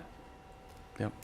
So that's the message that I'm hearing from the board, which is to stay very close to our partners at Globe Sugar, with a couple of principles of which are here actually, and make sure that they are continuing ahead, looking ahead in terms of the viability of the business long term, so that we have that assured interface and services continuing to our customers. That's the message. That's the message. Message heard and received then. Thank you. Chris, I need to follow up one more question. Still in the evaluation period, second paragraph, you indicate in here that in it, that company, proposed to use bite mark. And since that did not work out due to pricing, but in the third paragraph now, we're now having to, in a way, compensate in it for integration of $500,000. The question becomes, in their proposal, was that already included, or was it going to be an additional modification either way?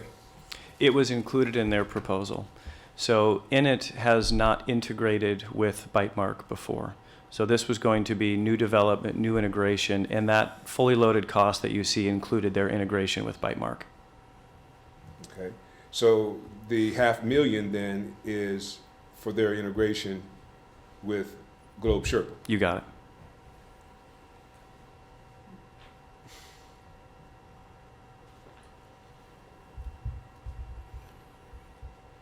So There's let another question. me just sort of back up a little bit.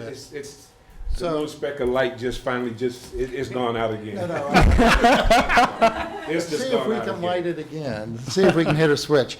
So Chris, just to clarify, the original Init contract had proposed funds for integrating with Bytemark. Correct. And that was included in the award amount?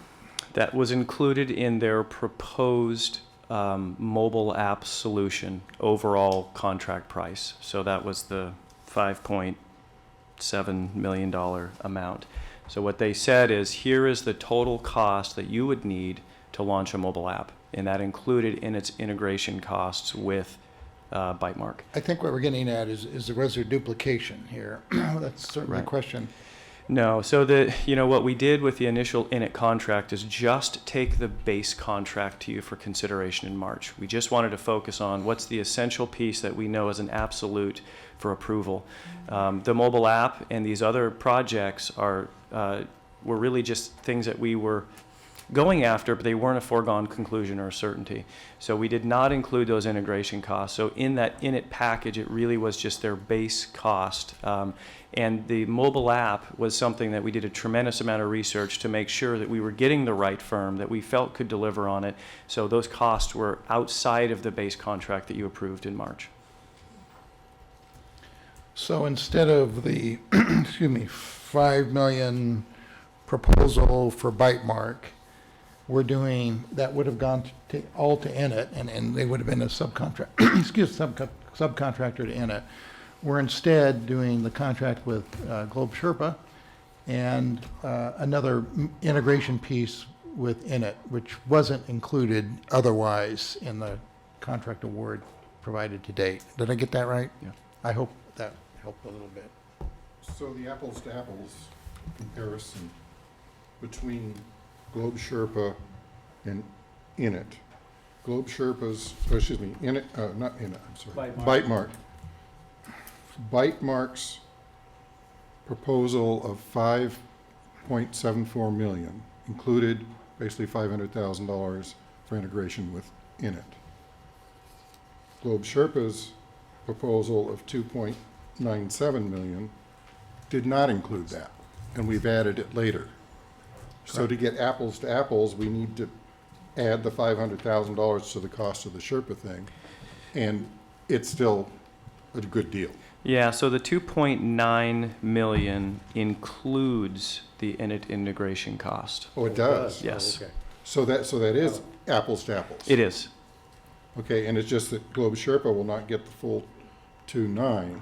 That's right. Init will get, Globe Sherpa will get 2.4, and Init will get the other 500,000. You got it. Thanks for asking that clarifying question. Okay. Yep. Does that address your concerns a little bit more? Just raised another question. The floor is yours. What constituted the $390,000 reduction? What's getting at me is that Globe Sherpa is coming in at a low number. Mm-hmm.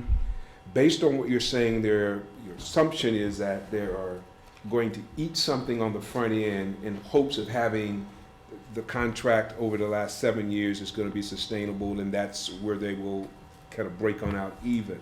Mm-hmm. But coming in at that number, almost $2 million under the other pricing, and then willing to almost give another $500,000 back, the drums just aren't beating in sync. And again, it just takes me back to what Director Stovall is saying is, are they really going to be, yes, they have other contracts, income coming, but they're going to be enough sustainable and viable enough to handle this over 7 years without having to come back for a modification. And I'm not sure about that. What's in here is kind of troubling when we start looking at the numbers. At least when I start looking at Yeah. the numbers and consider. Something that it may help, this is not apples to apples, so keep that in mind. There are not a lot of mobile app transit deployments in the United States, so keep in mind that there's not a lot to compare to. But if you were to look back, there was one, and I'm going a little bit off memory here, but it was in Texas, and when you looked at the price proposals for several outfits proposing on mobile apps, the prices range from about $1.2 million to $3 million. And so when you look at, I think I could say with some safety that $5.7 million is an extremely high-priced solution. whereas $3 million is more within where the market would bear mobile app development if I look at other transit properties. Now, again, they're not building our app, they're building their own app, and they're actually building an app similar to what we have today, which is the Flash Pass, and you can go online and do account information on it. So I have not seen a $5.7 million proposal from the ones that I have read about, so I guess I would just throw that over for consideration, that's a lot of money to develop a mobile app. And the reason that you're going to see Globe Sherpa is that they're developing this over the course of 6 months, so a few $100,000 is realistic. This isn't a 3-year development. This is a quick development, and then it's, I think, about $500,000, or I guess it's $250,000 a year to sustain that development of operating systems. So I just think that's important to consider, is the overall, how high was Bytemark, and it was extremely high. And will this, just follow me, will this be then a TriMet application, or this is going to remain a Globe Sherpa application? So the development will occur. We will have a perpetual license for the application itself. If Globe Sherpa were to go bankrupt, for example, the source code would be deposited in a way that we could take over that app and sustain the support of it. So that's an important piece of taking over. If that were to happen, we would have the opportunity to do that on our own and support that application. And that's something that we considered on the existing mobile app, because they were a startup company, and that was one of our biggest fears was, yes, we're not putting any cost up, but this is something that we're doing for the public's benefit. And we're going to launch this app, and we knew the adoption would be strong. It's granted stronger than we thought, but that's something that we knew is a risk. It's a risk for any company, for that matter, but especially for a startup. So that's how we position ourselves to minimize that risk, as to if we had to take it on, we could. Not something that we want to do, but that's how we would kind of protect against that potential bankruptcy. So I think the biggest gap that I think we're experiencing, at least what I think Dr. Bethel and myself are understanding, is this gap between the whole Bytemark in it situation and Globe Sherpa with the numbers we're seeing. But what you're saying is effectively what you've seen in the marketplace in regards to the numbers that we're seeing here are the similar to the Globe Sherpa's numbers, or what you're generally seeing across the country. That's in right. regards to these deployments. That makes me feel considerably better. I mean, Good. because then that gives me at least me some confidence that we're in a price range where Absolutely. the normal app development and long-term sustainability or long-term support of that app is in the pricing where we should be. And what you're saying is the in-it Bytemarks combo pricing is considerably out of market. That would be my assessment. Other questions or comments? I guess I'll weigh into this a little bit here, because I think this is really good discussion. I'm glad we're having this. I think back to what Director Sowell and Bethel are getting at, is I think we want to make sure, we've got a good contract here, and that essentially they can deliver on what they say, and we don't have ourselves in year 8, renegotiating a contract at a significantly increased rate, because they've got us. So I think, my basic concerns, and I think I said this before when we started this, is that what we need to do is really monitor this project just like we do the construction project. We need to really pay attention to where we are in terms of the milestones and where we are in progress. I guess this is IT projects scare the heck out of me in many ways. So I think this board needs to have an ongoing report on how we are in progress in terms of expenditures, products delivered. And if we're seeing things, go awry in any way, we can make some mid-course corrections before they become a problem, or before costs increase and we don't understand the costs that are increasing. So I think, I'm pleased that we've got a local firm here, a firm that's been doing work with us, and I'd like to see us continue work with that firm. And I want to see them be successful, and I want this to be successful. But in order to do that, I think this board really does need to be apprised on a regular basis. And I'll leave it up to the general manager, you, and how we should come back and do this. But look at the way we actually monitor the construction of our light rail projects. It's almost to that level in the deliverables. If we had that, I would feel much better, and I think the board would feel much better about moving forward on all of these. Because this is a big change. It's a change I think we want to see in our transit property here, and I think we can be a leader around the United States. And I believe that if this is successful, other agencies will probably want to utilize this tool in their particular area. So I think it's a great opportunity for businesses here in Portland, great opportunity for us. I just want to make sure we monitor and know what's going on, so we're not surprised 6 months from now or 6 years from now, okay? Absolutely. All right. So with me pontificating, I'm sorry, I just had to get that out. So how's the board feeling? Is there a motion? Do I see a motion then to consider, to approve resolution 14-08-43? So moved. Hear a motion? Do I hear a second? Second. Hear a second. Are there further questions, comments from staff or the board? Okay. With that, I'm going to call the question. All those in favor of the motion to approve resolution 14-08-43, please signify by saying aye. Aye. Any opposed? Any abstentions? Seeing none, the motion is approved unanimously. I will point out that Director Esmond needed to leave for an appointment in Salem, so we were without the benefit of his vote on this one. So let's move to. President, before we move, just one final comment after the vote is Please. gone, is that my level of comfort did rise with the requirement that we will get a regular report back to watch this out.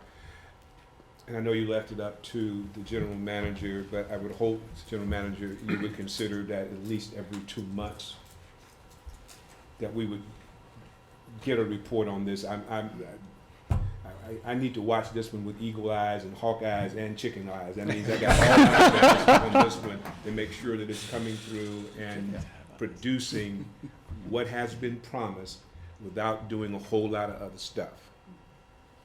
Appreciate it. And just to note, and I want to give Chris great kudos. He is doing a great job of managing this. And I would tell you that your concern about the overall program is well placed, because this is the fare system actually touches every department and almost every employee at TriMet. So it is a very ubiquitous part of our business here, and obviously will touch every customer.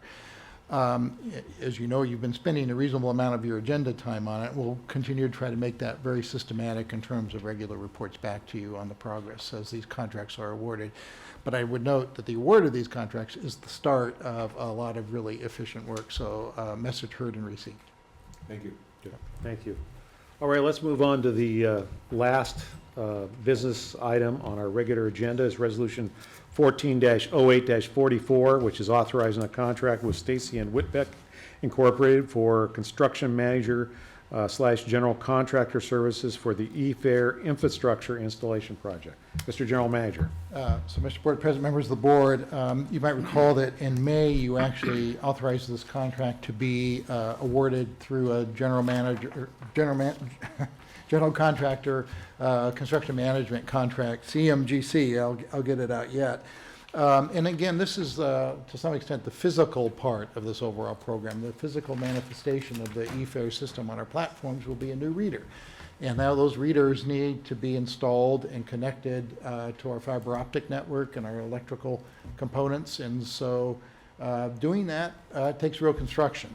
One of the things we're really concerned about, and one of the reasons we wanted to go to the CMGC style of contractors, to make sure there's a lot of pre-planning associated with this work, so we minimize the impact of this construction work on our customers and on our operations and maintain service at a very high level.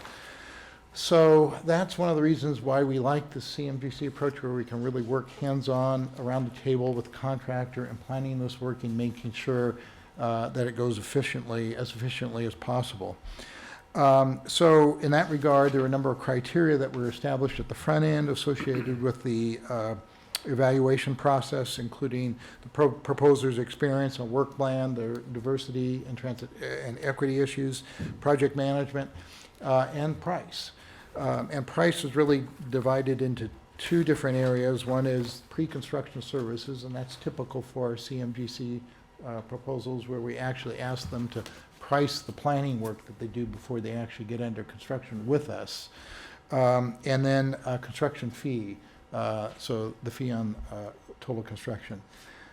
We expect a total construction cost of about total contract cost of $4.8 million under the Stacy Whitbeck proposal. I would note that this was a competitive process. We actually had 3 good firms proposing, and based on the qualifications, experience, and contracting plan, Stacy Whitbeck was selected. In this particular case, they were slightly higher on the pre-construction services and a little bit higher than the lowest cost on the construction services fee, but nonetheless, all within our engineer's estimate and expectations in terms of total price. And we can get into that a little bit further if you'd like to. One of the things that I would just particularly note is that this is beginning to do, not to overemphasize it a little bit, this is the open heart surgery on a walking patient. So we are doing this construction while we are under operation and we have customers using our platform. So there is experience in planning these kinds of operations has been really key, and I think is appropriately reflected in this particular evaluation framework. Related to diversity, they have committed to at least 22% participation of minority women and emerging small business participation in this contract. I would also just note that we have some really exciting conversations underway between Stacy and Whitbeck and actually one of the other bidders, Raymore, in terms of beginning to think about a small or a modest-sized CMGC under the CMGC, which would be a different kind of model and framework for integrating the MWESB participation in the project. Don't want to promise on that because commercial conversations are obviously continue, but nonetheless it begins to illustrate, I think, the creativity that Stacy and Whitbeck is bringing to their commitment to the diversity component of the overall work plan. So we're grateful for that. So with that, I or Dan Blocker would be happy to answer any questions you might have. Yes. When I was reviewing this item, kind of the question arose in my mind, and it's not as much with this particular contract. This is, I think, more of a global issue.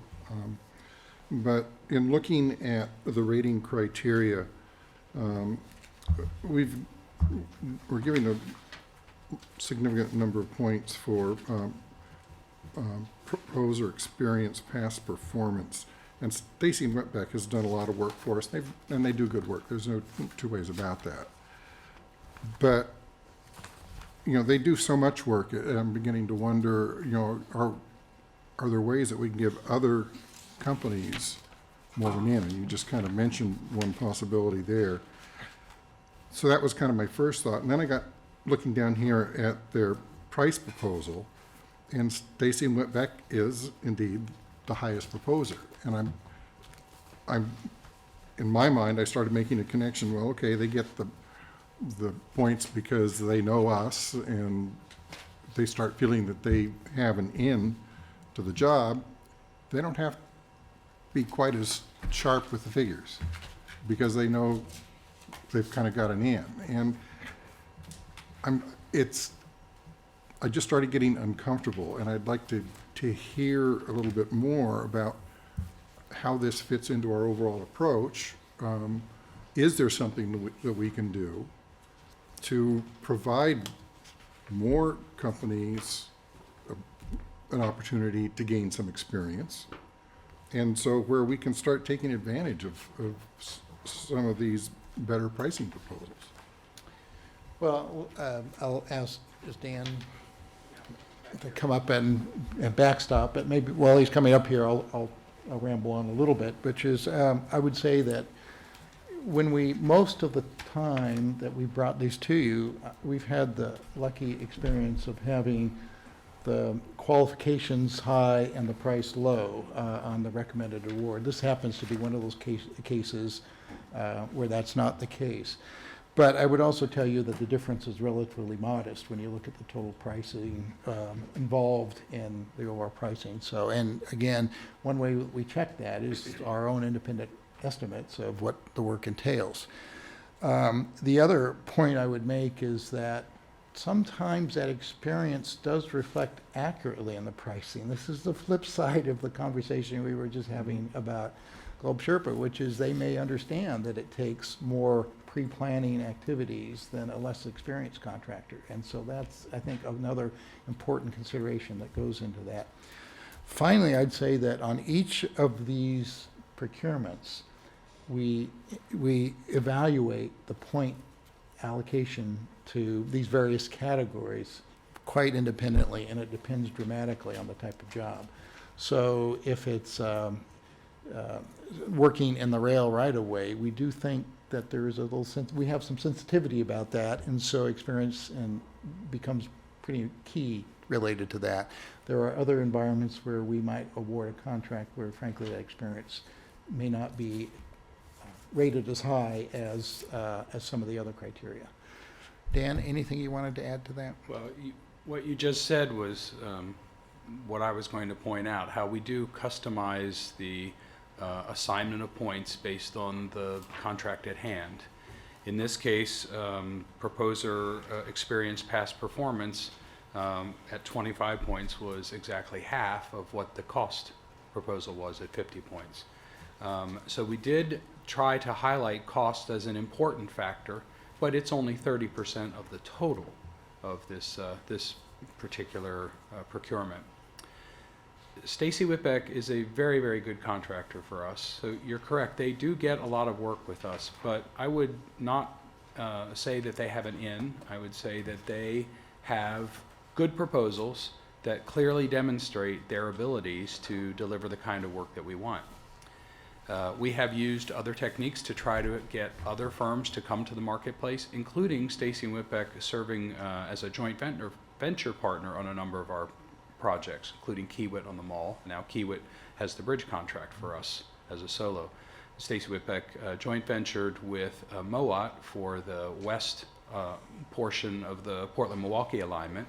Again, that puts Mowat in a much stronger position the next time they would come back. Brown Contracting, for example, one of the proposers here, although not the one we are proposing for this particular procurement, is currently serving as a CMGC for us on our Sunset Transit Center platform rebuild that you approved several months ago and is now underway. So Stacy Whitbeck is not a default contractor for us, but you know, because of the work they do and the quality of the work and the results they've given us, they are indeed a very, very powerful proposer to unseat. I would make one last point here. While Stacy and Whitbeck has the highest price of this group, if you noted, we had 4 proposers originally, and only 3 of them made the competitive range. And the difference in that 4th one was their price. They were quite a bit higher and really took themselves out of the running altogether. The difference between the high and the low in terms of the percentage fee is only 1% in this case. And on such a small contract, there really isn't that many dollars. So we feel very confident with this selection. We believe it's the right one, and we believe it makes sense for our business. I would just point out, this is kind of high risk, high profile contracting for us. We have a lot at stake in this e-fare program, as your deliberations clearly identify your angst with it as well.